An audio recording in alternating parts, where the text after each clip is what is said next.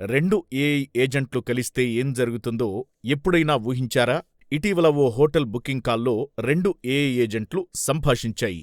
ఈ క్రమంలో తాము రెండు ఏఐ బాట్లమని గుర్తించాయి. ఇంకేముంది, అవి మానవ భాషలో మాట్లాడుకోవడం ఆపేశాయి. మనకు అర్థం కాని జిబ్బరింగ్ అనే కొత్త భాషలో కమ్యూనికేట్ చేసుకోవడం మొదలుపెట్టాయి. ఈ వీడియో ఎస్ఎంలో వైరల్ అవుతుండగా నెటిజన్లు ఆశ్చర్యపోతున్నారు.